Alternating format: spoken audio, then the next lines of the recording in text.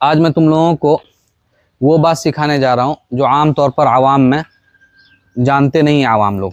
ठीक है, मान लो कि तुम लोग जमात से नमाज पढ़ रहे हो और इमाम का वज़ू टूट जाए, तो फिर इमाम क्या करेगा?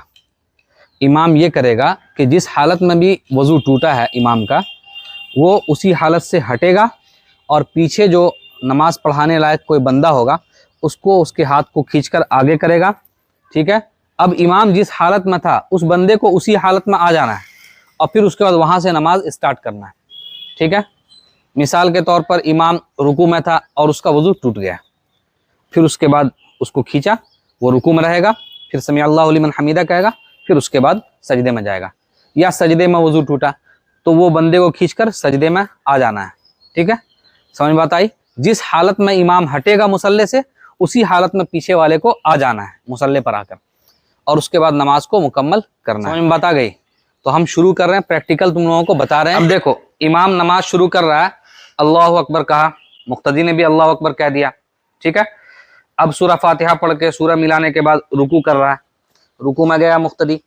उसके बाद यहाँ पर रुकू की हालत में इमाम का वज़ू टूट जाता है, तो अब सीधे इमाम उठेगा, कुछ नहीं बोलेगा जबान से, एक लफ्ज नहीं। फिर उसके बाद रुकू की हालत में मुक्तदी को खड़ा करेगा, झुकाएगा, और फिर उसके बाद इमाम चला जाएगा वज़ू करने के लिए। मुक्तदी समी अल्लाह, 3 तस्बीह पढ़ने के बाद समी अल्लाहु लिमन हमीदा कहो, समी अल्लाहु लिमन हमीदा, उठ जाओ तुम लोग। हाँ, अब बस ये हो गया कि एक मिसाल हम दिए।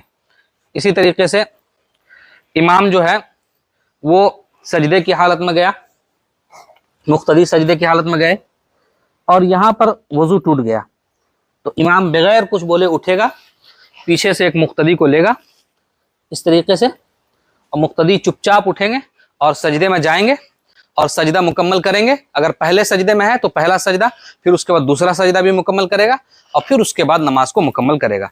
तब तक इमाम वज़ू करके आएगा और इसी इमाम के पीछे अपनी नमाज को मुकम्मल कर लेगा।